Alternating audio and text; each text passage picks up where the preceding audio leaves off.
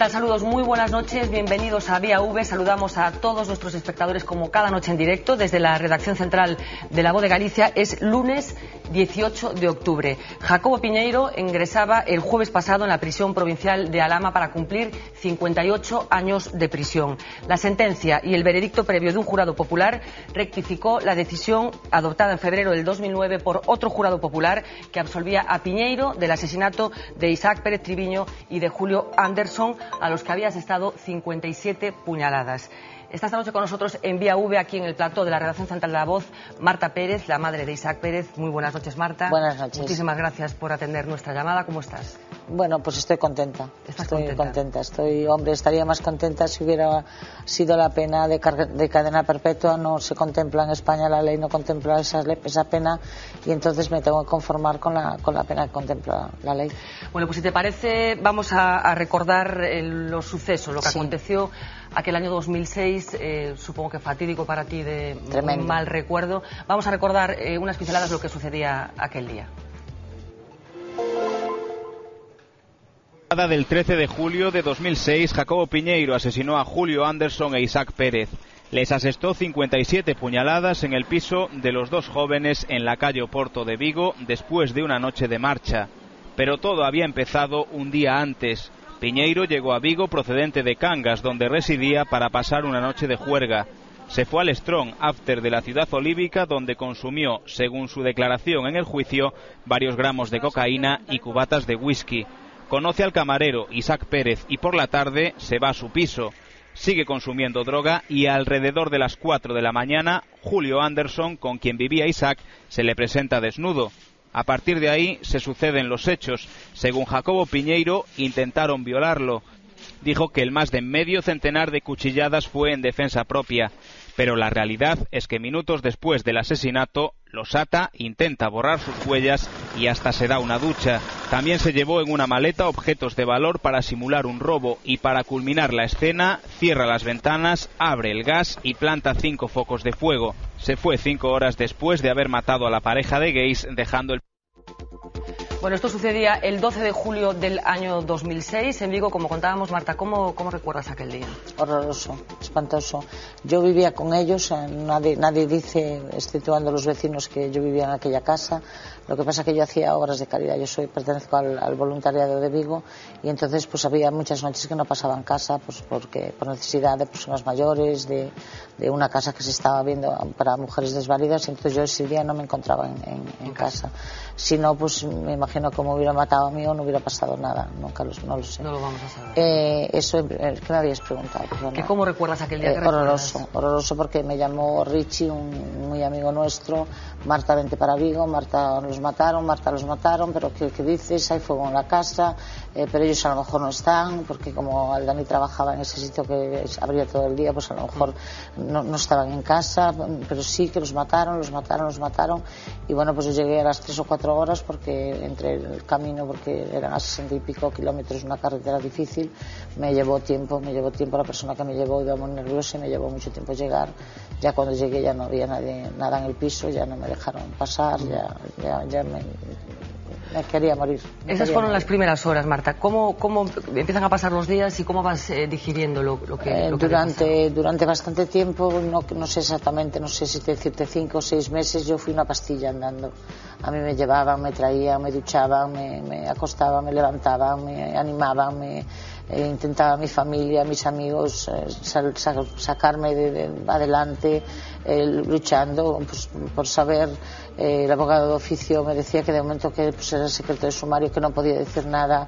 Yo pues incluso pues me porté mal con él, ¿no? Tuve palabras con él duras para que él me dijese, ¿no? O sea, fue horroroso, fue espantoso, pero tampoco no era yo, era las pastillas que te dan los psiquiatras, ¿no? Para que estés más o menos sobrellevando lo que te estaba pasando. ¿Vivías con Julio y con Isaac? ¿Cómo eran Julio y Isaac? Julio era maravilloso. Julio era una persona maravillosa, súper animada, no tenía ni un ápice de agresividad, sino todo lo contrario. Era una persona que ayudaba muchísimo a los demás, a todo. Nosotros lo invitábamos cada vez que tenía que marcharse, por eso se iban a casar, no se iban a casar porque fueran pareja, sino que se iban a casar para que él tuviera la nacionalidad española. y era una gran persona, mi hijo, ¿qué te puedo decir de mi hijo? Maravilloso, era muy duro con su madre. Su madre tuvo un problema de alcohol muy gordo y él pues con muchísimo cariño, con muchísimo mimo, con muchísimo amor me fue sacando hasta que me sacó totalmente de beber, ¿no? Yo llevaba... ¿Dependías de él? Sí, dependía, soy alcohólica, o sea, hay que decirlo, ¿no? Nunca sé ex tóxico ni ex alcohólico, entonces yo soy alcohólica y la verdad es que no tuve recaídas hasta que no pasó pues esto que pasó, que sinceramente tuve, no muchísimas, pero alguna que otra sí tuve. Bueno, vamos avanzando en los meses y por fin llega después de mucho tiempo ese primer juicio, febrero del año 2009. ¿Qué sensaciones tienes tú el primer día de ese juicio? Pues en realidad te tengo que decir que seguía tomando muchísimas pastillas, entonces sensación de alivio, ¿no? De que por fin se va a juzgar al asesino de 2 personas, un asesino que fue muy bruto, que se ensañó muchísimo con ellos. Entonces al fin pues empezamos el juicio con ánimo, ¿no? Con ánimo de que por lo menos la honra de ellos quedase limpia y de que él pues fuese encarcelado, ¿no? Como tendría que ser. Entonces con ilusión, se empieza con ilusión el juicio, ¿no?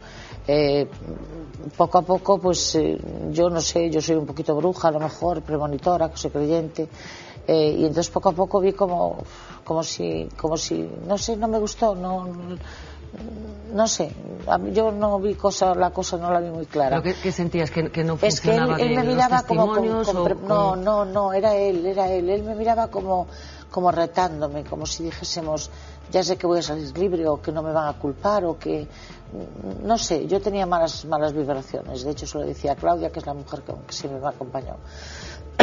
Perdón. Pero bueno, tampoco sospechaba absolutamente nada, ¿no? Todos dábamos por hecho de que había sido un asesinato brutal y de que se lo había hecho él, no lo habían hecho ellos, ¿no? ¿Qué crees que falló entonces para que al final la cosa acabara como concluyó? El jurado popular. Por supuesto, en ese caso falló el jurado popular. A lo mejor hubo poca información por parte de las personas que informan al jurado popular. No lo sé, no tengo notificación de ello, pero pienso que el jurado popular, pues o bien por homofobia, o bien por racismo, o bien por coacción, ahí jugó un papel importante. Entonces no sé si por una cosa o por la otra, pues, no puedo decir más porque no me atrevo, porque no puedo demostrarlo, pero fue el jurado popular. Y cuando escuchó esa palabra o cuando se enteró de que iba a ser absuelto, de que era absuelto, de hecho, Jacobo Piñeiro... Pues si me quedaban las piernas, si me habían quitado las piernas antes, me quitaron los brazos. Me daba golpes contra la cabeza, me decía, estoy soñando y tengo que despertar, no, esto es un sueño, es una pesadilla. Y no fue un sueño ni una pesadilla. Entonces es el volver otra vez a empezar, a revolver otra vez la porquería, con perdón de la palabra, pero hay que volver a empezar otra vez, volver a empezar a pensar en que hay que recurrir al Tribunal de La Coruña, o sea, horrible, espantoso, o sea, otra vez a recurrir a más pastillas. Las pastillas te calman la pena en el momento, no te la quitan nunca, pero te la calman, ¿no? Y te calman sobre todo el nervio. Yo soy una persona muy hiperactiva, muy nerviosa, y entonces necesitaba tomarlas, ¿no? Y entonces pues era el volver a empezar otra vez, ¿no? El haber dicho, bueno, pues ya tenía un poquito de paz, si lo puedo decir de alguna manera así, un poquito de paz porque empezaba el juicio, y ya cuando dan el veredicto dices, Dios mío, tengo que volver a empezar otra vez. Y cuando se decide recurrir, ¿cómo se afronta esa nueva fase? ¿Con esperanza o con el miedo de que pueda volver a suceder otra vez? Con miedo, con terror, con pánico. O sea, yo le decía a mi hermana, que me acompañó en todo momento, que además vive aquí en La Coruña, yo le decía a mi hermana, Mayarola, ya verás, no lo anulan, Mayarola, no seas negativa, tienes que ser positiva, Marta, no seas negativa. Y digo, ya es que, ¿cómo no voy a ser negativa? Después de lo que pasó, no lo van a anular. Y bueno, el día que lo anularon, la verdad es que salté de alegría, la abracé a ella. Bueno, cuando solo tomamos a Tomás, al abogado que lleva el caso, y la verdad con mucha alegría, ¿no? Porque es abrir otra puertecita para volver a empezar otra vez ¿Conseguiste entonces por fin esa anulación? ¿Se repite el juicio? ¿Tuviste unas vibraciones distintas en el inicio de ese juicio? La verdad es que a lo mejor es que estaba yo con menos pastilla y más positiva, y el tiempo no quita las penas, pero las apacigua. Tengo que decir que tiene razón mi familia, que no se la daba, pero se la doy. Apacigua mucho las penas, y entonces ya me lo tomé como con menos pastillas, con más tranquilidad, y la verdad creo que tenía bastante claro que lo iban a culpar. La verdad, en el juicio yo no estuve, creo que fueron 2 días porque fui de testigo. Entonces en 2 días no me dejaron entrar a la sala, que fueron las declaraciones de él y no sé qué otros, algún testigo que me perdí. Pero bueno, mereció la pena porque en todo momento los periodistas me fueron informando de lo que pasaba dentro, en todo momento estuve acompañada, arropada por todos vosotros, y eso, no sé, yo tenía unas vibraciones distintas. Jacobo Piñeiro pidió disculpas en el transcurso del juicio a la familia. ¿Te creíste alguna vez esas disculpas? En primer lugar, no me creo nada de las disculpas, y en segundo lugar, que si pedir disculpas a una madre que está rota, destrozada, que le quitaron, ya digo, las 2 piernas y los 2 brazos, el estar sentado en una silla mirando para el jurado popular y pedirme perdón, si eso es pedir perdón, yo soy hombre.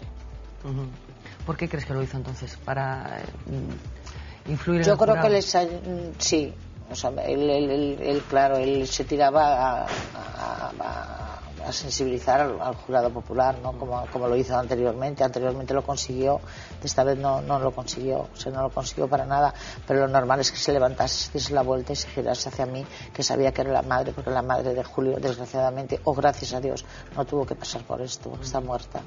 Y entonces sabía que la única familiar que había era yo, la madre de Isaac. ¿Este tropiezo, Marta, te ha hecho desconfiar de la justicia o no? ¿O finalmente, como ha concluido el caso, ha recuperado la fe en la justicia? No, yo no recuperé nada de la justicia. No hay justicia en España, la justicia está muy mal en España, tiene que cambiar muchísimo, pero muchísimo, no solo en estos casos, sino en otros más tremendos incluso que el de los niños. Y sigo sin creer en la justicia. En este caso fue un jurado popular. El juez estuvo, creo que estupendo, yo no entiendo nada, pero por lo que me comentan las personas que entienden, estuvo muy bien cuando dictó la sentencia. Pero sigo sin creer en la justicia, porque a Jacobo Piñeiro va a cumplir 21 años. De esos 21 años cumplió 4. Dentro de 5 años Jacobo Piñeiro está disfrutando de salidas de la cárcel. ¿Y qué te parece eso? Horrible, espantoso. ¿Tú crees que la condición de homosexual de tu hijo y de su compañero influyó en todos los tropiezos que ha habido en este caso? Yo en un principio le eché muchísimo la culpa a eso, ¿no? Al racismo y a la homofobia. Después pues ya empecé a pensar en la ecuación, ¿no? En que ellos hayan tenido una ecuación ahí, el jurado popular me refiero, ¿no? De algo, de alguna mano negra por ahí que hubiese por detrás. De algo, de alguna cosa? Sí sospecho. Yo no puedo decir de quién porque no sé nombres, y 2, pero sí sospecho de que haya habido una mano negra, pues en el sentido de amenazas, por ejemplo. Pudo haber habido amenazas, el jurado popular salía a comer como salía yo. O sea, no estuvieron en ningún momento hasta el día que dieron el veredicto, no estuvieron apartados. Ellos comían fuera, ellos dormían en sus casas, entonces el jurado popular aquí en España lo puedes coaccionar, lo puedes comprar, puedes hacer muchas cosas con él. Pero supuestas amenazas del entorno de Jacobo Piñeiro. Claro, por supuesto. Bueno, ¿ahora qué, Marta? ¿Cómo encaras el futuro? Pues ahora encaro el futuro, que tengo que empezar una nueva vida. Sé que ellos están en buen sitio, o sea, que están disfrutando del paraíso que nos depara nuestro Señor. Y bueno, pues yo tengo que ponerme contenta, tengo que machacarme mucho ahora el cuerpo y o sea, psicológicamente y físicamente, para ponerme las pilas y ponerme a trabajar y a luchar por las causas, por este tipo de causas y por otras muchas. Me contabas antes que tienes algún proyecto por ahí. Sí, es un proyecto que se va a abrir una oficina de colegas, que es un grupo de apoyo a gays, lesbianas y transexuales. Van a montar una oficina en Vigo, y entonces va a ser una oficina que no solo se va a basar en homosexuales, sino que también va a ser en violencia de género, en violencia en general, ¿no? En general, en violencia en las calles, y entonces tengo ahí un pequeño proyecto de que hay muchísimas madres y padres, y los miro si me están viendo algún padre o alguna madre de algún hijo que tengan homosexual, que son las personas exactamente igual que yo, que tú, igual de buenas que y igual todo de malas, el mundo, y son incluso muchísimo más sensibles. Los hombres sobre todo son muchísimo más sensibles que los hombres machistas. Pues muchísimas gracias, Marta, por estar esta noche con nosotros. De verdad, muchísima suerte. Gracias. Que el futuro te vaya mejor que el pasado y que consigas superar este duro trance que te ha planteado la vida. Gracias, Marta. Gracias. Nosotros continuamos en Vía V. Hablábamos de lo que sucedía aquella noche en la que Jacobo Piñeiro mataba a Isaac Pérez Triviño y a Julio Anderson. Vamos a recordar un poco toda la peripecia judicial de este caso que, como decíamos, concluía el último episodio con el ingreso en prisión la semana pasada de Jacobo Piñeiro. En el mes de febrero del año 2009, Jacobo Piñeiro se sentaba en el banquillo de los acusados de los juzgados de Vigo tras haber confesado asesinar en el verano del 2006 a 2 gays en la olívica Cayo Porto. 7 votos contra 2 emitidos por el jurado popular absolvieron entonces a Jacobo Piñeiro, que solo fue declarado culpable por el incendio de la vivienda de los 2 fallecidos. La sentencia llenó de estupor a familiares y amigos de las víctimas, que anunciaron que recurrirían la decisión del jurado ante el Tribunal Superior de Justicia de Galicia. Así lo hicieron y la justicia les dio la razón, fijando un nuevo juicio que se celebraría en septiembre de 2010. Desde que Jacobo Piñeiro obtuvo la libertad condicional el 13 de julio, todos los días ha tenido que acudir a firmar en los juzgados, sin estar obligado a llevar una pulsera de seguimiento como había pedido la Fiscalía y la acusación particular. El jueves 16 de septiembre, el caso volvía a los tribunales tras una rigurosa selección de un nuevo tribunal popular, un jurado que le declaró culpable a pesar de los atenuantes esgrimidos por la defensa, que aseguraban que Jacobo Piñeiro se encontraba bajo el efecto de las drogas y el miedo y que actuó en legítima defensa, argumentos que le habían exculpado en la primera vista. Las disculpas tardías de un Jacobo Piñeiro acorralado por gran parte de la sociedad no impidieron una sentencia que le ha condenado a 58 años de cárcel por su descomunal agresión sin precedentes en nuestra comunidad. Bueno, continuamos en directo en Vía V debatiendo, a partir del caso de Jacobo Piñeiro, de lo que ha sucedido en Vigo, con un debate sobre la ley del jurado. Se va a incorporar una tercera persona. Voy a presentaros a mis invitados. Por favor, Ventura. ¿Qué tal, Ventura? Bueno, voy a presentar a nuestros invitados. Ventura Pérez Mariño, que es juez de instrucción en Vigo. Muy buenas noches. Hola, buenas noches. Está con nosotros también Ramón Sierra, abogado penalista de A Coruña. Muy buenas noches. Y Tomás Santo Domingo, abogado de la acusación particular en el caso que nos ocupa del asesinato de Isaac Pérez y de Julio Anderson. Para centrar el tema, ¿cómo valoran para arrancar la sentencia, esta segunda sentencia que finalmente condena a Jacobo Piñeiro por los asesinatos de los 2 chicos? Ventura, empezamos contigo. Yo valorar... yo, en principio, todas las sentencias están bien, después pueden ser recurridas. Esta sentencia ya ha tenido toda una serie de caminos recorridos. Yo creo que está bien, pero lo primero que debo confesar es que yo no lo he leído. O sea, que yo he leído lo que viene en los medios de comunicación. Y me parece que es una sentencia acertada, que responde un poco a lo que sucedió. Y responde un poco a un sentir social que se formó alrededor de la otra sentencia que ha sido anulada. Yo creo que la gente, en líneas generales, piensa que lo que sucedió allí es lo que responde lo que la sentencia dice, ¿no? Y eso es importante, ¿no? Que las sentencias se ajusten a lo que el entorno social en el que acontecen los delitos considera que sucedió, o no siempre tiene por qué coincidir. No siempre tiene por qué coincidir, ¿verdad? La justicia tiene que juzgar con otros parámetros diferentes a los que se puede juzgar. No solamente si una persona hay que creer que cometió un hecho delictivo, sino que hay que probarlo, y a veces hay discordancias. Uno puede creer que ha sucedido un hecho, pero después, sin embargo, no hay pruebas suficientes para poder imputárselo a una persona determinada. Pero lo que no cabe duda es que también la opinión pública tiene una parte importante, es decir, el juez tiene que ser imparcial, independiente, etcétera, etcétera, pero también tiene que estar sometido a un control social. Esas son las tendencias más modernas de controlar un poco a la función judicial. ¿Qué se está haciendo esta noche aquí en este plató? ¿Qué estás haciendo tú, en definitiva? Pues estás, de alguna medida, pasando revista a lo que judicialmente se ha hecho. Y tus espectadores, las personas que nos estén oyendo, las personas que se han ido formando opinión durante todos estos días con los medios de comunicación social, pues van a llegar a una conclusión y van a ver si sus creencias están acordes con lo que la respuesta judicial que se ha dado. Y vosotros hacéis una revisión que es una especie de control, un control social.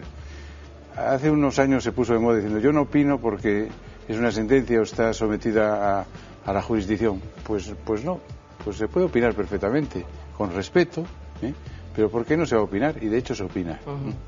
Bueno, reconocía Ventura Pérez Mariño que no había leído a fondo la sentencia, seguro que nuestro compañero de mesa sí que la ha leído. Responde un poco a lo que se esperaba por parte de la acusación particular, ¿está a la altura de vuestras demandas? Claro, o sea, aquí, hombre, la diferencia es que no como los demás contertulios, yo en este caso soy parte, ¿no? Claro. Entonces, lógicamente, la sentencia, nosotros estamos mucho más contentos con esta sentencia, como explicaba Marta, que con la primera, porque se ajusta mucho más a los hechos y a las situaciones que se produjeron en los dos asesinatos y en el incendio que condenan definitivamente en esta sentencia. Bueno, definitivamente no, porque me imagino que será objeto de recurso. Sí. Pero sí que se ajusta a esa realidad y a esos hechos y a las pruebas que se practicaron en el juicio. Ramos Sierra, ¿cómo se le puede explicar a un ciudadano lo que ha sucedido en este caso? Que hace año y medio una sentencia absolutoria, exculpar a Jacobo Piñeiro, y año y medio después se anule esa sentencia, se convoque un nuevo jurado, se produzca un nuevo juicio y finalmente este hombre acabe condenado a 58 años. ¿Puede producir cierta confusión entre los ciudadanos o no? Inicialmente sí, pero evidentemente existe un sistema de garantías para los procesados, para los imputados, un sistema de recursos en nuestro ordenamiento procesal, como en cualquier otro ordenamiento del derecho comparado, que permite que una sentencia que se dicte en un sentido después sea no ratificada, sino rectificada, porque se ha hecho una valoración, una interpretación distinta de los hechos. Eso es una garantía para el justiciable, en este caso ha sido una garantía también para las víctimas. El problema es que es muy difícil lograr explicar a lo que es la sociedad que un delito de esta gravedad, un delito tan escabroso, un delito con estas circunstancias tan morbosas, produzca inicialmente una sentencia absolutoria. Pero lógicamente yo creo que lo importante es la prueba que se practicó en ese juicio, y en su momento determinado pues el jurado popular del primer juicio llegó a un convencimiento distinto del segundo. Pero para eso está, yo creo, el sistema de garantías procesales, el sistema de recursos. Triste sería que no hubiese esta posibilidad de que una resolución fuese modificada en una segunda instancia o una segunda opinión, como ahora mismo les puede pasar, lógicamente, Dios no lo quiera, en el eventual recurso que se va a interponer por la defensa del ahora condenado. Yo creo que es simplemente un respeto a las garantías que en este caso favorecen, lógicamente, a las víctimas de los hechos. Bueno, en este caso hay más opiniones. Esta mañana hemos buscado una de ellas. Se trata del fiscal jefe de Vigo, Juan Carlos Sorro, que desde el principio, desde que se produjo la primera sentencia, expresó públicamente su disgusto con esta resolución. Hemos estado con él y ha valorado también la sentencia última. Ha sido el caso más especial que se ha llevado en la Fiscalía del Área de Vigo. Así califica el fiscal jefe Juan Carlos Sorro el procedimiento a Jacobo Piñeiro. El autor del doble crimen de la calle Oporto cumple condena de 58 años en prisión gracias a la repetición de un juicio que en primera instancia le había dejado libre de cargos de asesinato por el veredicto de un jurado popular. A mi entender se habían equivocado, pero indudablemente algo había fallado en todo el procedimiento. Todos los que intervienen, abogados, fiscales, el magistrado presidente, todo el mundo tiene una influencia. Muchos se ha especulado con las preferencias sexuales de los implicados y su repercusión en el primer veredicto. ¿Hablaríamos de otro fallo si las víctimas hubiesen sido dos chicas, por ejemplo? Yo nunca he hablado, ni desde la Fiscalía se ha hablado nunca de homofobia. Podría hacer hipótesis, pero serían meramente hipótesis individuales sin ningún tipo de conocimiento. En cualquier caso, Juan Carlos Sorro reconoce que la aplicación del Tribunal Ciudadano todavía no está del todo consolidado. Estamos todos, jueces, magistrados, abogados, fiscales, aprendiendo a trabajar con el jurado, porque el jurado lleva 15 años en España. Otro de los hechos que suscitó polémica fue el tiempo prolongado de libertad que disfrutó Piñeiro antes del segundo juicio. Lo que falla es la tramitación, que no fue lo suficientemente rápida como para no llegar a ese plazo. Demasiados avatares para un procedimiento que quitó el sueño a casi todos, incluido al fiscal encargado del caso. Sí, habrá pasado noches sin dormir, me habrá pasado muchos cargadores de cabeza.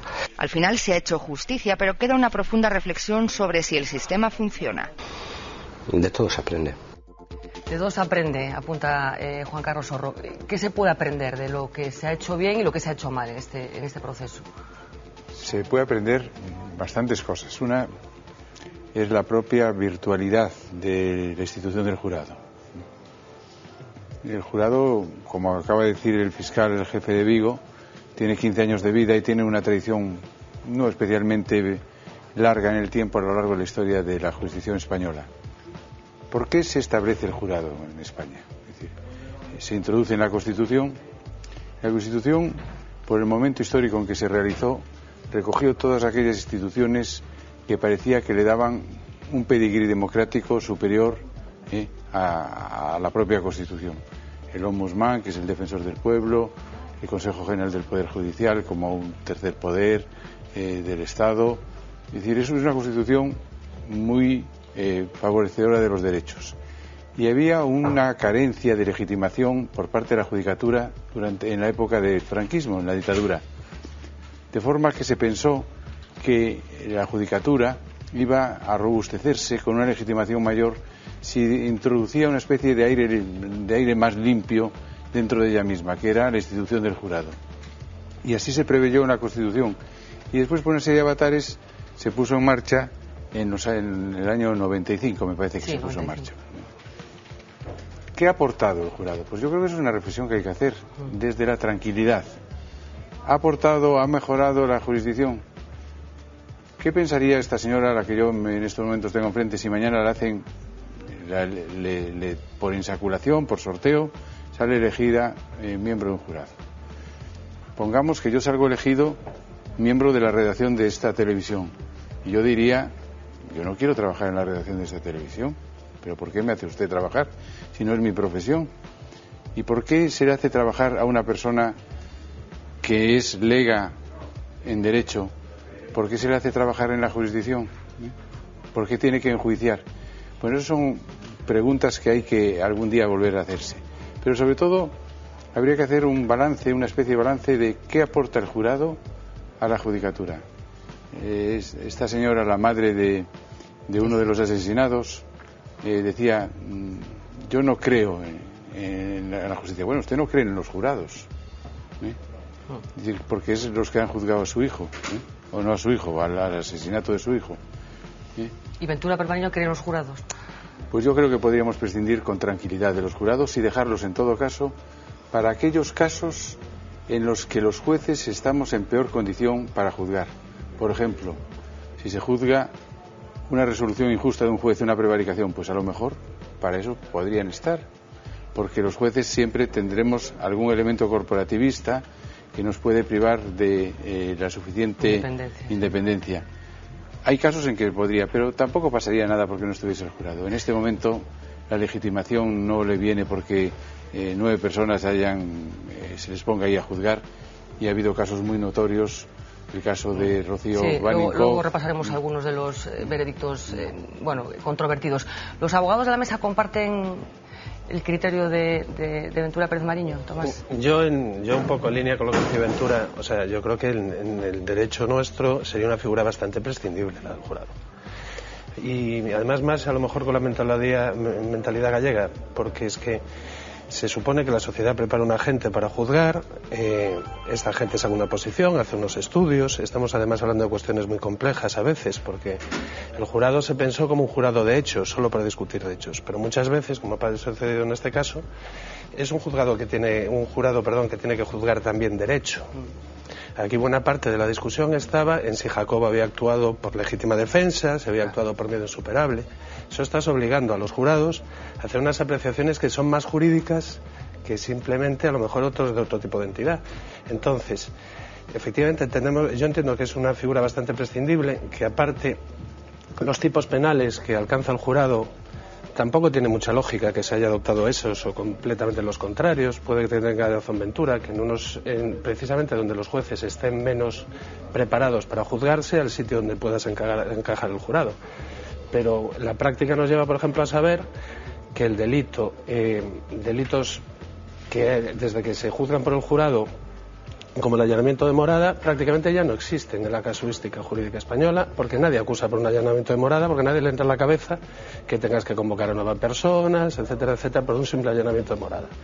Entonces, yo entiendo que sí, que es necesaria una revisión importante y casi urgente, porque al mismo tiempo también se está generando el alarma social con los jurados, que precisamente está abundando sobre ese problema. Sierra, ¿comparte? Pues exactamente no la comparto. O sea, yo soy, la experiencia que puedo tener como abogado, absolutamente projuradista. ¿Qué ocurre? Es un hecho evidente que el jurado históricamente, ya en la República, no funcionó bien en el tiempo que llevamos aquí, desde la ley del 95, ha planteado serios problemas en su aplicación, y es evidente que la gente no quiere formar parte de un jurado. El ciudadano de a pie sabe que es un asunto de una excepcional responsabilidad, que le va a robar parte de su tiempo, de su vida personal, social, y no es partidario de formar parte de esa institución. Sin embargo, creo que también a través del jurado se puede acercar, aunque suena demagógico de alguna manera, la participación del ciudadano en la administración de la justicia. Es cierto lo que dice el compañero, que frecuentemente el jurado se ve obligado a participar en un debate jurídico cuando realmente no es así, pero es que la ley no contempla, la ley del jurado, que eso fuera así. Yo creo que el jurado, si se le hace un cuestionario correcto, como prevé la ley, sobre cuestiones meramente fácticas, sobre los hechos, sí puede apreciar si una persona, por ejemplo, cogió un cuchillo y se lo clavó por la espalda a una persona. Si esa persona estaba o no estaba borracha en ese momento, eso lo puede apreciar un ciudadano con o sin preparación técnica. Si me permites. Sí, se trata de que pero en cualquier caso yo creo que lo que es necesario es llevar a cabo una práctica con la institución del jurado que sea mucho más adaptada a esas circunstancias y no que sea tan técnica o tan formalista como en la práctica está ocurriendo, que va a lugar con frecuencia a veredictos que posteriormente tienen que anularse. Pero creo que en otros países, anglosajones básicamente, la institución del jurado ha funcionado desde hace mucho tiempo. Y si la tendencia, al menos en el ámbito procesal penal, como se está viendo, es adaptarse cada vez más a los sistemas anglosajones en España, la próxima o futurible reforma de la ley procesal prevé una intervención clara y directa del Ministerio Fiscal en la instrucción de las causas, siguiendo la función que se hace en otros países.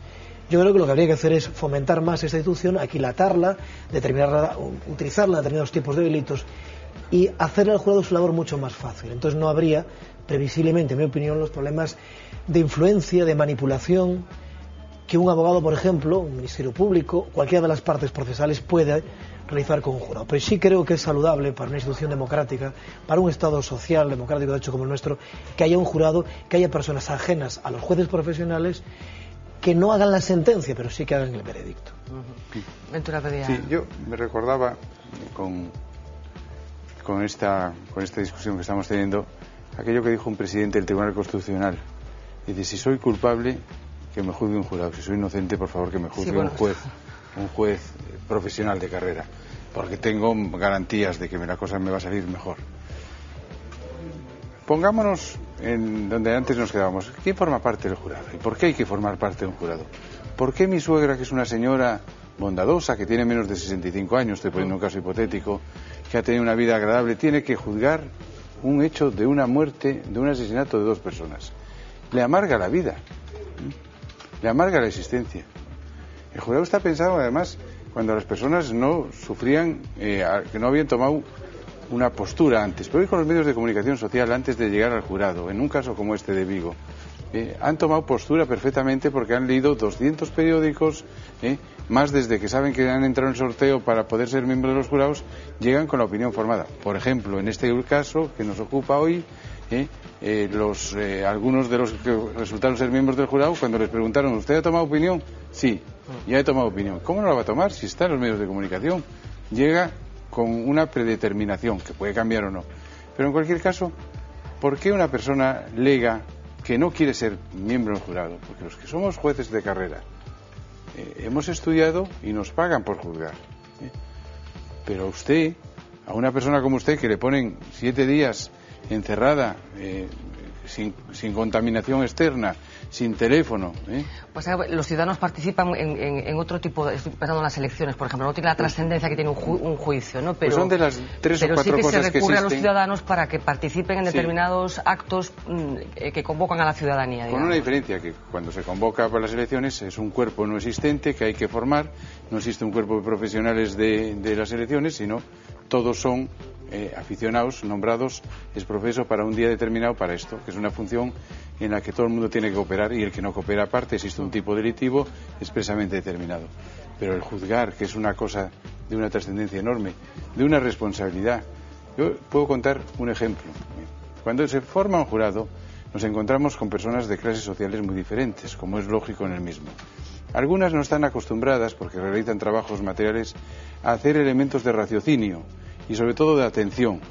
Yo recuerdo un jurado en Valladolid, llevaba ya el jurado 3 o 4 horas de funcionamiento, se eligieron los miembros, era una sesión tediosa y lenta. Y había 2 chicas dependientes, miembros del parte del jurado, y vino a declarar un policía municipal, y el policía municipal muy apuesto, y se oyó que una le decía a la otra, dice, qué bueno está, y le contestó la otra, sí, pero está casado. Bueno, es decir, ¿qué le llamaba la atención en ese momento? Pues estas chicas estaban aburridas, porque lo suyo no es estar elementos de pasarse 3 horas escuchando, se dedican a otro tipo de cosas, ¿no? Es decir, ¿qué aporta el jurado hoy día a la judicatura, a la jurisdicción? Bueno, Ramón y Tomás, por supuesto, podéis intervenir cuando consideréis oportuno. Si os parece, vamos a introducir un vídeo nuevo en el que damos algunos apuntes para que nuestros espectadores contextualicen este asunto sobre la entrada en vigor de la ley de jurado, como decía Ventura Pérez Mareño, en el año 1995. La Constitución de 1978 consagra por primera vez la participación de los ciudadanos en la administración de justicia mediante la institución de un jurado. Pero el primer veredicto de un jurado popular en España solo se produjo el 27 de mayo de 1996. Desde la aprobación de la ley, la historia del jurado popular ha estado poblada de duras críticas y acérrimas defensas. ¿Es correcto que ciudadanos sin formación jurídica impartan justicia? El debate está sobre la mesa, pero lo cierto es que la cifra de juicios celebrados con este sistema disminuye cada año. En 2007, el jurado participó en 327 procesos, mientras que en 2008 solo lo hizo en 300 casos. Un número sorprendentemente bajo, ya que el jurado debe decidir sobre 12 delitos tan variados como homicidios, amenazas o incendios forestales. Pese a tener el apoyo de los abogados, quienes pueden apelar a cuestiones más sentimentales, los jueces y fiscales mayoritariamente lo rechazan y acaban por optar por una interpretación de la ley que favorece a los tribunales profesionales en detrimento de la justicia popular. Ramón Sierra, está huyendo la justicia española del jurado. Es llamativa, es una cifra muy baja, ¿no? De 300 juicios al año parece que no es una cifra muy llamativa, precisamente. Sí, y además la tendencia reciente por parte también de Fiscalía y de Fiscalía General y del Supremo es limitar la competencia del Tribunal del Jurado, pues previsiblemente por las críticas que estamos haciéndole a su funcionamiento, por los resultados, por estos veredictos tan, cuando menos curiosos, ¿no? Quizás sea una tendencia implícita o al menos inconsciente, pero sí es evidente que la jurisdicción no es projuradista, eso es evidente. Pero vuelvo a decir, yo creo que es porque el sistema no está respondiendo a las expectativas, está fracasando esta institución, la concienciación generalizada es que no funciona correctamente, pero lo que habrá que hacer es no eliminar ese sistema previsto a nivel constitucional, desarrollado por una ley orgánica, y hacer que funcione, no escapar de él, sino buscar la forma en que funcione. Y es un trabajo, yo entiendo que farragoso, complejo, pero que también empieza por la judicatura, empieza por la Fiscalía, empieza por los abogados, empieza por los propios medios de comunicación. Por lo tanto, yo creo que la solución no es afirmar que no hay un cáncer, sino curarlo y hacer que la institución funcione. Sí, pero ahí el problema es preguntarse, funcione, pero ¿qué aporta? Si aporta algo positivo, manténganse. ¿Y la participación de los ciudadanos en la impartición de justicia? Yo creo que eso no es positivo, porque entre otras cosas las encuestas lo dicen. Las encuestas en este momento, cuando se hizo la ley del jurado en el año 95, se empezó en el 93 con los proyectos, y las encuestas estaban 60 y tantos % como una de las leyes más queridas, más buscadas.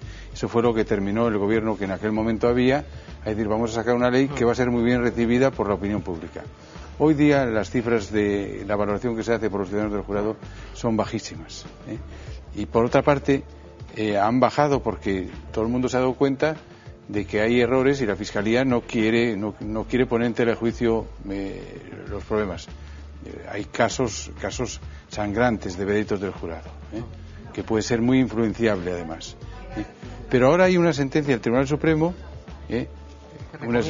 que recomienda, no, que obliga, que obliga a aquellos delitos conexos, etcétera, que es una, si yo no estoy mal enterado, que es una sentencia cuyo ponente es el mismo que fue el que hizo el proyecto de ley del jurado.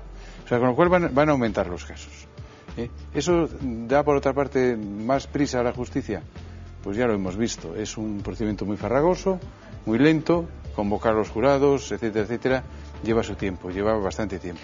Bueno, continúan ustedes en directo en Vía V, nos vamos unos minutos a publicidad y regresamos otra vez para hablar aquí de la ley del jurado a raíz de esa condena a Jacobo Piñeiro, que ingresaba, como decíamos la semana pasada, en la prisión provincial de Pontevedra.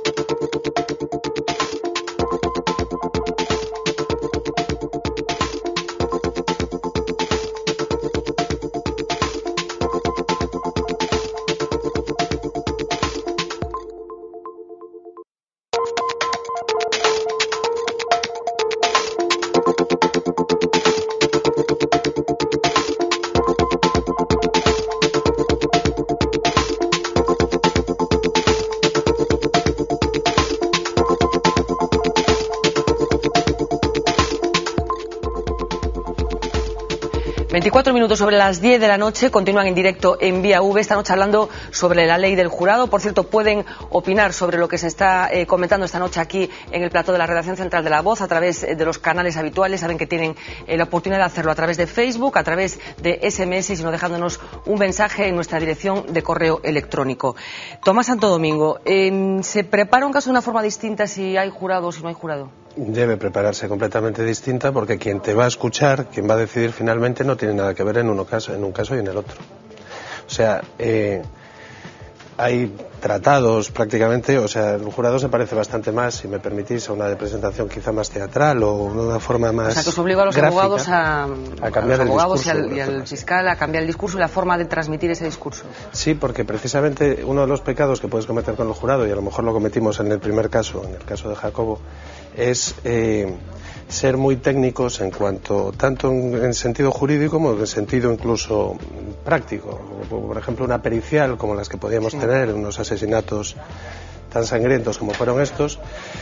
Hay que explicarlos durante horas prácticamente para ver dónde empezaron la agresión, dónde se produjo, si se produjo en varios momentos distintos. Entonces, evidentemente, la forma de dirigir el mensaje a quien te va a escuchar y finalmente decidir no puede ser la misma que un juez o un magistrado que lleva años conociendo sobre temas similares y a los que a lo mejor no hay que hacerle una explicación tan profusa de datos, ¿no? Pero sí, es distinto. Bueno, quizás alguno de nuestros espectadores haya formado parte de un jurado popular. No lo sé, el último mes de septiembre tuvo lugar el último sorteo. ¿Cómo se elige a un jurado? Tenemos preparado un gráfico para que nuestros espectadores sepan cómo una persona, como un ciudadano, puede llegar a convertirse en miembro de un jurado popular. A los jurados populares los eligen las audiencias provinciales y para ello cada año par se realiza un sorteo entre todos los mayores de edad empadronados en esa provincia. Tras el sorteo se notifica a los seleccionados, quienes pueden presentar algunas razones para no comparecer. Entre ellas, tener más de 65 años, haber sido jurado en los últimos 4, tener trastornos por cargas familiares, trabajar en el extranjero o ser un militar en servicio. De los que quedan, para cada juicio hay 36 candidatos. Los abogados y el fiscal se ponen de acuerdo para elegir a 11 de ellos. Asimismo, el jurado se compone por 9 ciudadanos titulares, 2 ciudadanos suplentes y un magistrado de carrera. Los jurados no pueden juzgar todo tipo de delito, ni pueden declarar la inocencia de una persona, ya que solo dicen si es culpable o no lo es. Tampoco imponen la sentencia, es decir, no deciden los años de cárcel ni la multa. Eso es competencia del juez. Repasamos un poco la lista de delitos que competen los jurados. ¿Es correcta esa lista o sobran delitos y faltan otros? Hombre, hay delitos que en la práctica preguntarle a un jurado o crear la institución de un jurado para que juzgue una omisión del deber de socorro, por ejemplo. Y eso puede darse con frecuencia en un accidente de automóvil cuando el presunto autor de un atropello, un accidente se da a la fuga, o pensar en un tema como un incendio forestal, pues yo no creo que responda a la filosofía por la cual se creó la ley del jurado. Sí es cierto lo que decía el magistrado, decía el señor Ventura, de que efectivamente hay delitos que de alguna manera, en el que puede estar incluso afectado a la propia judicatura, a la propia función pública, requieren pues la intervención de personas ajenas al presunto corporativismo de quien puede ser juzgado. Pero yo creo que los delitos contra las personas, lo que antes se llamaban delitos contra la vida, como el asesinato, el homicidio, sí son delitos que responden realmente bien a la filosofía de lo que es la institución de jurado. Evidentemente hay delitos que podrían figurarse o crearse también para esta categoría y hay delitos de los cuales yo prescindiría, como estos dos que digo, pero insisto, yo creo que lo que hay que hacer es que funcione bien la institución, cualquiera que sea el delito que por ley va a ser juzgado. ¿Es una cuestión cultural los problemas que tiene la institución del jurado aquí? ¿Cultural? Sí. Hombre, yo creo que el ciudadano español, por la experiencia histórica, repito, por lo menos de la etapa más inmediata a la actual ley orgánica, que es la etapa de la Segunda República, no es una persona de mentalidad juradista, no es una persona propensa a juzgar. Pero también opino que todas las costumbres se van adaptando a los tiempos y que se puede crear en el ciudadano la conciencia de que debe de participar en el ejercicio de la administración de justicia, como se prevé en la Constitución, una cuestión que se votó y que forma parte de nuestro día a día. Entonces yo pienso que francamente el desarrollo de la mentalidad juradista en un ciudadano se puede ir desarrollando. Y al hilo de lo que decía antes el señor Ventura, con respecto de que las estadísticas acreditan que la decisión del jurado pues no goza de todo el prestigio, de toda la aceptación popular que fuera deseable, también hay que recordar que la propia Administración de Justicia en sí, la formada por los abogados, jueces, fiscales, es una de las instituciones más criticadas por la ciudadanía. Es decir, que no es específicamente la decisión del jurado lo que repele a la opinión pública, sino creo que la justicia en sí, el funcionamiento de la Administración. Por tanto, las dos cosas habría que arreglarlas, las dos cosas habría que reorientarlas. Es cierto, yo creo que el ciudadano español, por su forma de ser, no es muy partidario de tener que ser responsable en decisiones tan importantes como condenar a una persona, en este caso a 21 años de prisión, por la autoría de unos hechos tan graves. Eso es cierto, pero también pienso que se puede desarrollar esa mentalidad en el ciudadano y hacerlo partícipe sin más de esta institución y generalizarla para esos delitos y para más delitos. Bueno, Ventura Pervarínez ha dejado clara su posición al respecto del jurado popular. ¿Son mayoría los jueces antijuradistas? Yo creo que no lo sé si son mayoría o no. Lo que sí sé es que en general cuando tienes un asunto y quieres de alguna forma garantizar que vaya rápido, que vaya bien, pues hay provincias españolas que la Fiscalía claramente no pide la institución del jurado y se están juzgando casos que podrían ser de jurado por los tribunales ordinarios. Eso es una tendencia. De ahí podríamos deducir que es más juradista o menos juradista. Los jueces lo que somos bastante seguidores de lo que nos manda la ley. Si la ley te dice que son de jurado, son de jurado. Otra cosa es que después, en líneas personalmente, cada uno opine. Pero volviendo un poquitín atrás a esos 7 delitos que son los primeros con los que empieza el jurado, 7, ahí hay unos de relleno y otros que no son de relleno. Por ejemplo, la infidelidad en la custodia de documentos. Sí. Eso no existe. No existe en la práctica judicial. El allanamiento de morada prácticamente desaparecido. Hay un caso de allanamiento de morada que es, yo creo, de los primeros casos, si no el primero, que se dio en la provincia de Pontevedra con ley de jurado. 2 chicas, una le había prestado a un macho para cubrir una hembra de dos perritos. Y al cabo parió la perra y hay esa costumbre de que le tiene que dar un cachorro por el cubrimiento del macho. Fue a buscarlo y la chica no quería dárselo, o no quiso dárselo porque decía que aún era muy pronto, porque aún estaba aún no podía destetarse el cachorro. Y la otra dijo, pues no me voy de casa. ¿Cómo no? Pues no me voy. Y así estuvo hasta las 9 de la noche, desde las 3 o 4 de la tarde, hasta que por fin parece ser que se marchó. Bueno, la denunció, allanamiento de morada, juicio de jurado. Y un jurado estuvo reunido casi un día entero, mañana y parte de la tarde, para discernir el problema. Claro, es que no puede ser. Claro, bueno, pero denuncias absurdas también les afecta a los Sí, pero es que eso se resuelve en un juicio de faltas, claro.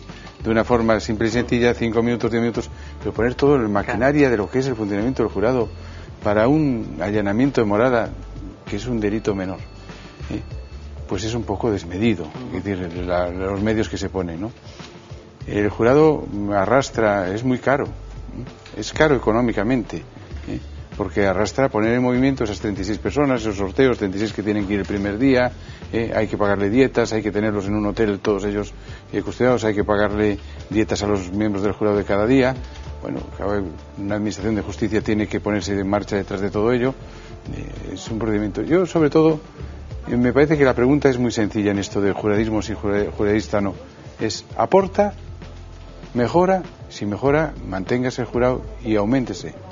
Si se llega a la conclusión de que no aporta a lo que era la función genuina del jurado, que es dotar de legitimidad democrática a la jurisdicción española, ¿con el jurado se le ha dotado de mayor legitimidad? Pues yo creo que no, y esa es un poco mi base argumental. Ramos Herrera, ¿qué aporta el jurado? Pues yo creo que la participación de la ciudadanía en la justicia. Suena una frase demagógica, pero yo creo que es radicalmente importante, porque es garantizar que también la participación ciudadana afecta a un aspecto tan importante como es uno de los 3 poderes, que es el Poder Judicial. Yo creo, insisto, en que aporta mucho. Otra cuestión es que el desarrollo pues no sea el correcto y el adecuado. Pero insisto, yo creo que es la plasmación de que la democracia ha llegado a todos los aspectos y también al ámbito judicial. Y los que apoyáis el jurado dentro del gremio de la justicia, ¿tenéis la sensación de que sois minoría? Es decir, que hay una cierta connivencia entre las diferentes patas de la justicia para que esta institución no funcione, porque al final... Yo creo que depende de los sectores a los que se le pregunte de la profesión. No sé si la Fiscalía o la Judicatura... Se ha llegado, perdona que te entiendo, incluso de boicot a esa institución, ¿no?, por parte de algunos estamentos. La Asociación Pro Jurado, por ejemplo, se ha pronunciado alguna vez en este sentido, diciendo que había una intención consensuada. Boicot yo creo que no, pero lo que sí no existe es, dentro de la instrucción de la causa, una tendencia favorable a que las causas se desarrollen por la vía de esta ley orgánica cuando se puede hacer o está contemplado. Eso es evidente, quizás por los costes, quizás por la propia idiosincrasia de la institución, pero yo no creo que exista una tendencia de boicot al jurado. Lo que sí pienso, evidentemente, es que crear toda una institución de jurado, desarrollar un juicio por jurado es enormemente costoso, farragoso, largo, muy complejo, y evidentemente pues se trata, de la medida de lo posible, de evitar la aplicación a ese caso concreto de la ley. Pero no sé si los sectores de la abogacía son más o menos partidarios de esa institución. Lo que sí sé es que es una institución que viene contemplada en la ley y que habrá que desarrollarla correctamente. No es cuestión de que uno sea o no sea partidario, habrá que aplicarla. Tiene sus ventajas, esto es indudable para un abogado. Una institución del jurado, como bien dice señor Ventura, evidentemente es mucho más, no iba a decir fácil, pero mucho más adecuado a los intereses de una defensa defender a una persona que sabemos que es culpable ante un jurado popular, que ante un jurado de magistrados, ante un jurado profesional de magistrados. Eso es indiscutible. Por las facilidades que tiene, permítase la expresión también, la manipulación que puede llevar a una de las partes a una representación, un profesional con un jurado. Eso es evidente, indiscutible. Lo importante de un juicio, sea con jurado o no, es la prueba. Pero es evidente que un jurado popular, como bien dijo el señor magistrado, es mucho más fácil orientarlos en un sentido y en otro. Eso es indiscutible. Como abogado yo soy partidario, ya desde ese punto de vista interesado y partidista, sin duda alguna, de eso. Pero al margen de esa manifestación puramente interesada, sí es cierto que es una institución que viene en la ley y que habrá que desarrollarla. Si no, ¿para qué? Pero no es obligatorio. De acuerdo, pero si viene contemplado en la ley, para algo está. Viene previsto en la ley, pero su puesta en marcha, su instauración, no es una obligación. Podía perfectamente no haberse puesto en funcionamiento la institución del jurado. Se puso porque se creyó que era una ley que era bondadosa con los principios democráticos. Si llegáramos a la conclusión de que no lo fuera, habría que suprimirla. Es muy complejo suprimir una ley de estas características. Los partidos tendrían que ponerse de acuerdo. Dejar morir, ¿no? Se pudo dejar quieta. Hay un libro de un premio Nobel francés de 1930, André Gide, que dice que titula No juzguéis. Fue a un jurado, estuvo en 4 sesiones de 4 juicios de jurado y se quedó aterrorizado. Se quedó aterrorizado un poco por ver cuál era el mecanismo mental de las personas que formaban parte. Cómo una persona que era absolutamente lega, que era un obrero de la construcción, que no acostumbrada a la lectura ni al raciocinio jurídico, cómo se le ponía en sus manos la decisión de un tema tan importante como era el juzgar. Es que eso es un poco complicado. Bueno, estamos poniendo sobre la mesa algunos de los problemas que pueden circular alrededor de la ley del jurado. Han salido aquí algunos de los casos polémicos que fueron juzgados a través de esta institución. Vamos a hacer un pequeño repaso por 4 o 5 de los más sonados de los últimos tiempos. La repetición del juicio de Jacobo Piñeiro es solo un caso más que se añadirá a la lista de fallos polémicos en la historia del jurado popular en España. El primero, el caso de Miguel Otegi, que fue absuelto por el asesinato de 2 ertzainas en 1995. El juicio tuvo que repetirse, ya que el Supremo entendió que los factores ambientales habían influido excesivamente en la decisión del jurado. Otro caso polémico empezó en 2001, cuando Dolores Vázquez fue declarada culpable por un jurado popular por la muerte de Rocío Baninkoff, hija de su ex compañera sentimental. No había pruebas en su contra y años después, un análisis de ADN confirmó que ella no era la verdadera asesina. En 2009, otro caso mediático. El jurado popular de Cantabria absolvió a un hombre de 39 años que mató a su inquilina. Se consideró que cuando la estranguló no era dueño de sus actos. Sin embargo, y pese al historial de este tipo de juicios en España, hace pocos meses el padre de Marta del Castillo exigía que un jurado popular decida la condena de los 4 imputados por la desaparición de la joven sevillana. No obstante, el juez Javier González ha ordenado que el caso pase a un tribunal profesional, ya que se interpreta que la finalidad del asesino confeso, Miguel Carcaño, no era el homicidio, sino la violación. El caso sería, por lo tanto, competencia de un tribunal profesional y no de un jurado popular. Bueno, el caso de Marta del Castillo, el último, el que ha tenido que ver la ley del jurado. ¿Se es más duro con los errores de los jurados populares que con los errores de los jurados profesionales? Hombre, también hay tendencia a eso también es cierto. O sea, hay varios factores. Primero, uno puede estar en contra o a favor de la institución del jurado y yo no soy especialmente partidario, como se ha podido ver. Luego, efectivamente, la ley tiene un montón de imperfecciones que en estos 15 años tampoco se han depurado y sigue arrastrándolas desde que prácticamente se promulgó. Y luego también es cierto que los juicios con jurados suelen ser juicios muy mediáticos y muy seguidos por los medios, muy abiertos, y que efectivamente hay esa tendencia a maximizar a lo mejor los errores del jurado. Los jueces también fallan, no son infalibles, y por eso precisamente está el sistema de cursos y de garantías. Pero es que los jurados además los hemos llevado a temas que son especialmente, en la mayoría de los casos, escabrosos y con una especial trascendencia social, porque los tipos de los que hablábamos antes, el allanamiento de morada, la custodia de documentos, todos esos no tienen una utilidad, porque realmente ni siquiera se están aplicando, y al final lo que estamos viendo son asesinatos, delitos de una especial trascendencia social. Y que un jurado falle, pues probablemente tenga más eco que falle un juez. No sé si coincide el resto de... Si somos más estrictos ahora de juzgar los errores de los jurados populares que de los jurados profesionales. Ventura Pérez. Yo creo que debe ser con el mismo patrón.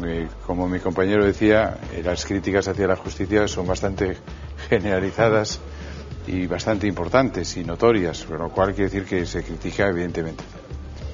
Pero decía Tomás Santo Domingo que los casos de jurados son muy mediáticos en líneas generales. Hay muchos pasantes desapercibidos, pero hay un componente mediático. Y el error se nota más. En el caso de Rocío Baninkoff, por ejemplo, es un caso especialmente doloroso, porque es un caso en donde la opinión pública ha juzgado ya a una persona. Lo que el fiscal de aquel caso llegó a decir, un juicio a la gallega, poniendo a la gallega como calificativo negativo de las personas, con una madre que en principio se presumía que tenía relaciones afectivas con la presuntamente culpable. Estaba juzgado todo, y se llegó a un juicio jurado con todo ya hecho. En eso, por ejemplo, hay una diferencia muy grande, porque los jueces profesionales, por su práctica, son capaces de sus creencias dejarlas en la puerta de la entrada de la sala de juicios. Bueno, algunos me va a permitir. Ya, pero me refiero no tanto a las creencias ideológicas, que esas uno no se las saca de encima para bien o para mal, pero a las creencias de lo que ha sucedido, porque se juzga con unas técnicas. Tiene que a haber pruebas, tiene que motivarse, y un juicio de un jurado no conoce esas técnicas, no está acostumbrado a usarlas.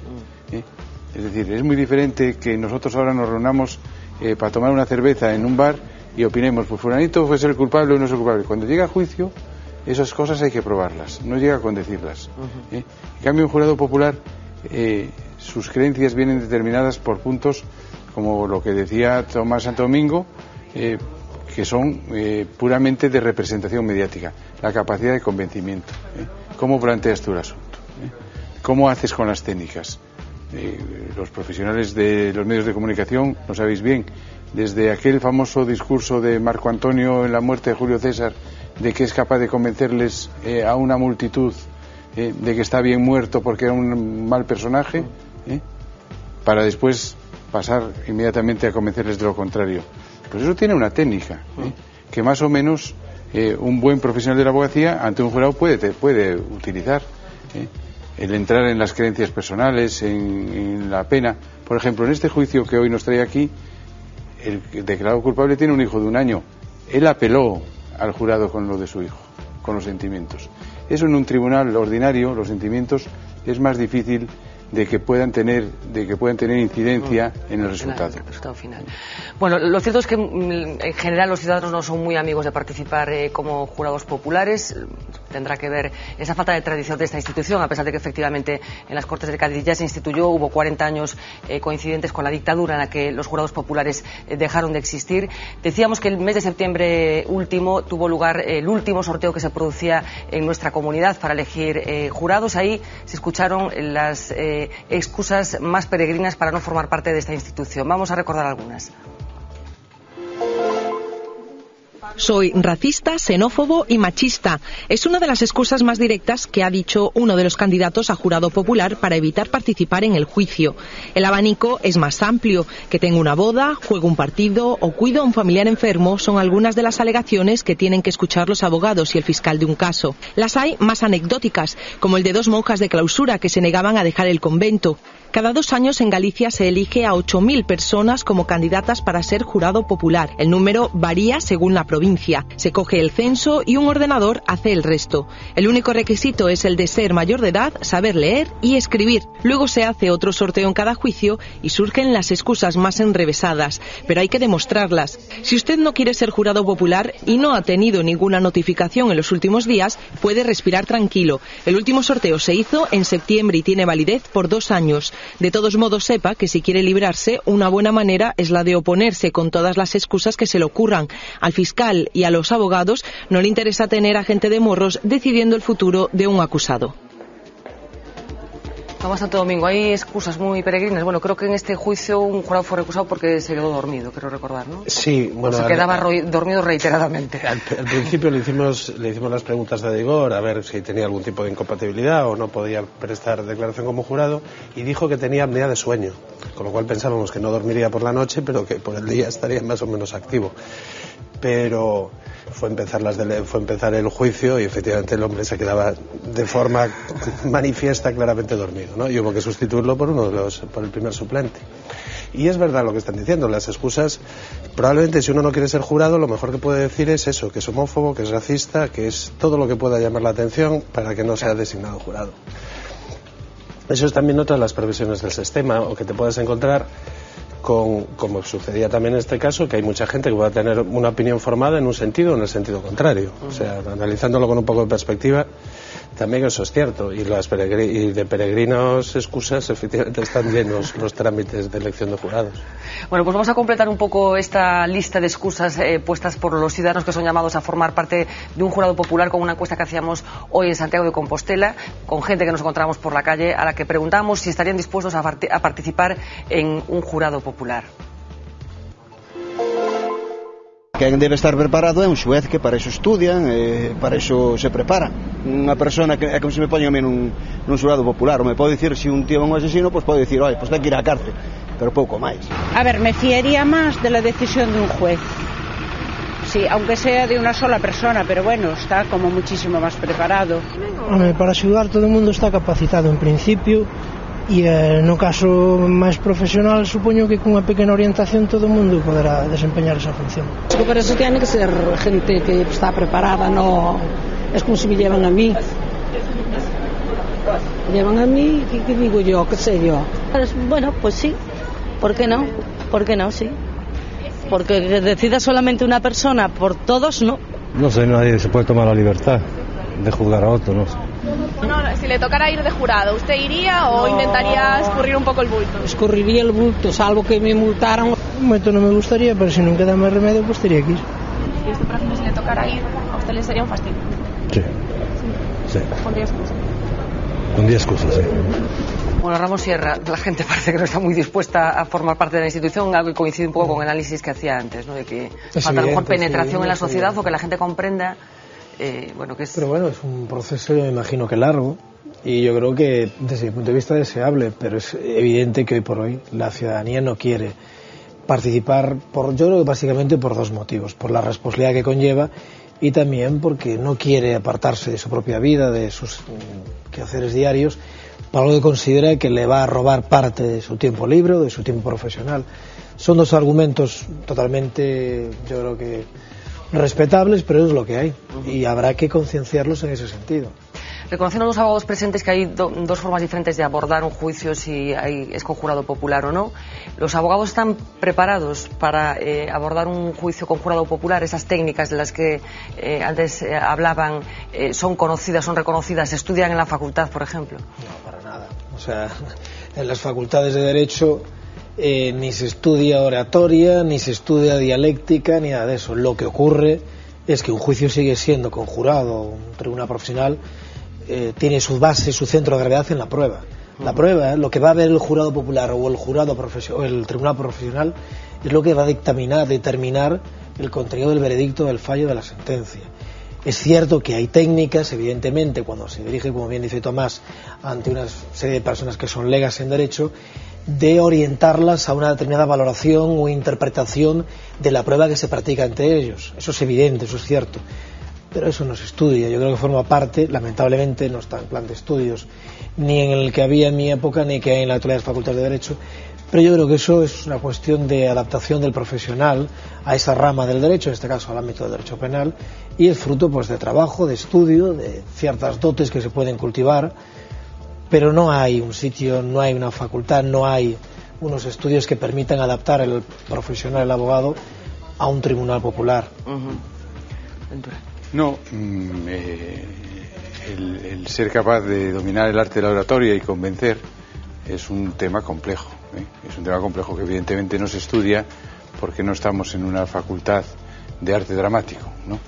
Pero no vendría de más, no vendría de más. Y de hecho, un buen abogado, un buen fiscal es capaz de seguir las directrices de los telefilms americanos, estadounidenses, donde siempre sale un personaje que es capaz de convencerles en el último extremo de algo que es difícil de convencer, ¿no? Esa técnica oratoria de convencimiento, el que la tiene, pues lleva un poco ganado de convencer al jurado. Y nos faltó hablar de un tema muy importante que es la vida interna de un jurado. La vida interna del jurado, que tiene unos componentes, ahora veíamos con los chilenos en el Pozo. Pues ahí parece que hubo una organización y hubo un par de personas que controlaban el grupo, y eso es fundamental. En un jurado 9 personas encerrados, como nos dice la historia cinematográfica, ahí es como salga un personaje que tenga capacidad de raciocinio y de convencimiento y puede llevar al jurado a donde quiera, porque el jurado al final lo que quiere es terminar, acabar pronto con esto en lo que yo estoy un poco perdido, y como haya una persona que tenga un poco de conocimientos, que le dedique tiempo, que le cometa.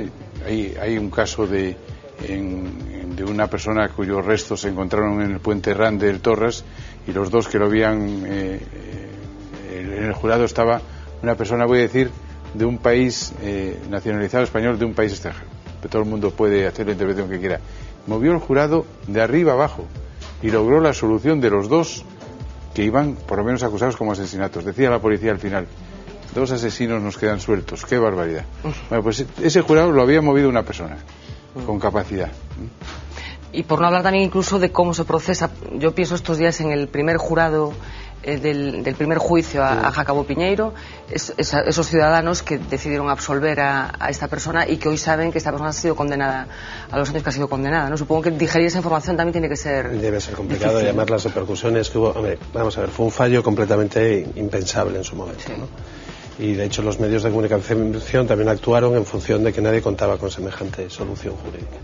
Pero también es verdad que esas personas ahora deben estar pensando lo que tú estás diciendo. O sea, no solo es la responsabilidad de fallar, sino fallar en otro sentido. O sea, ser consciente de que probablemente te hayas confundido, de que te hayan llamado, tu veredicto ha sido declarado como arbitrario textualmente por el Tribunal Superior de Justicia.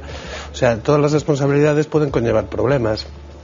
Pero eso también es uno de los motivos principales por los que yo entiendo que es una figura prescindible. Bueno, pues nos encaramos hacia la recta final del programa de hoy. Me gustaría escuchar una última valoración de cada una de las personas presentes en la mesa de hoy.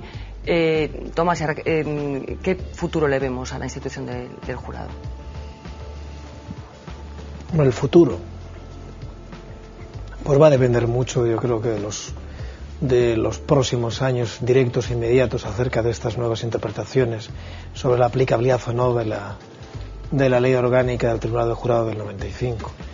El futuro yo lo veo bastante oscuro, pero insisto, creo que todo se puede reorientar si tanto el legislador como los componentes jurídicos, los operadores jurídicos, queremos que el jurado pues se convierta en una institución muy enraizada con la sociedad. Si esa no es la intención, si no existe ese sentimiento, el futuro del jurado yo pienso que será oscuro, que se va a limitar su aplicación, pese a que, como bien dijo el señor Ventura, la tendencia de las últimas resoluciones podría abrir el arco, el abanico de posibles aplicaciones de esta figura. Pero yo creo que depende de lo que realmente quiera, en este caso, pues la administración. Lo que se quiera hacer con el jurado dependerá de lo que quieran los próximos gobiernos, de lo que quiera la próxima tendencia judicial. Si quieren que haya jurado, si quieren que no haya jurado, es una práctica que se va a conseguir simplemente adaptándolo a las necesidades de la sociedad o dejándolo en una institución formalista, excesivamente rigurosa, en la que el ciudadano no quiere participar, aunque creo que es su deber, no solo su derecho, sino su deber, participar en ello. Tomás Santo Domingo, brevemente Sí, yo sinceramente, como se ha podido ver, tampoco es que sea especialmente partidario de la figura. Me parece además que la justicia tiene otros problemas de mayor calado, incluso tiene problemas de medios económicos, y el jurado también es una solución costosa, complicada, tediosa, larga, etcétera, ¿no? Entonces, desde luego sufre un cambio legislativo sustancial, o tal como está en estos momentos la figura. Yo entiendo que, a pesar de los criterios jurisprudenciales, debería haber algún cambio normativo que limitase todavía más su aplicación para delitos muy concretos. Ventura Pérez Mariño, cerramos con usted. Pues yo creo que el jurado seguirá existiendo, con sus vaivenes. Es muy difícil derogar una disposición como el jurado, en la que se habían puesto tantas esperanzas. Aún no ha llegado el tiempo. Quizás dentro de unos años se estará un poco más libres para poder valorar los logros y las dificultades o los errores del jurado. Yo personalmente, teóricamente, no soy partidario del jurado. Lo fui, como lo fuimos en general todos, porque pensamos que el jurado iba a arreglar en la justicia, ¿verdad? Y como no lo ha arreglado y como no aporta funcionamiento, me gustaría, desde el punto de vista teórico, que pudiera desaparecer. Pero mientras tanto, pues habrá que hacerlo lo mejor posible, ¿eh? Y este caso que nos congrega hoy aquí, en último extremo, es un exponente de un buen funcionamiento de la Administración de Justicia, que ha sabido rectificar un error. Pues muchísimas gracias a los tres por participar en el debate de esta noche. Gracias a los tres, insisto. Hora ya de irnos a esa primera página de La Voz de Galicia de mañana, que visitamos todas las noches a esta altura más o menos del programa. Una primera página que llegará mañana a los kioscos, la primera edición en este caso, que abre con el siguiente titular: las asambleas de Caixa Galicia y CaixaNova dan la aprobación definitiva a la fusión paritaria. La que será quinta caja de España por activos, con casi 8.000 empleados, gestionará 108.000 millones de euros. La foto de primera para ese terrible suceso que tenía lugar el pasado fin de semana en Osón. Me quedaban 2 horas de vida, en esas condiciones no hubiera aguantado más, dice el superviviente de este accidente. Y destacar un tercer titular de esta primera página: centenares detenidos en Francia en las protestas contra el retraso de la jubilación. Como decía, 3 de los titulares que forman parte de esa primera página de La Voz de Galicia, que llegará mañana a los kioscos y a las casas de todos ustedes. Nosotros regresamos mañana, como siempre, a las 10 menos 20 de la noche en directo, en esta ocasión con el conselleiro Agustín Hernández. Una entrevista le haremos al responsable de Infraestructuras y Medio Ambiente de la Xunta de Galicia. Hasta mañana. Les dejo con los titulares del día y, mientras tanto, ya saben, sean felices.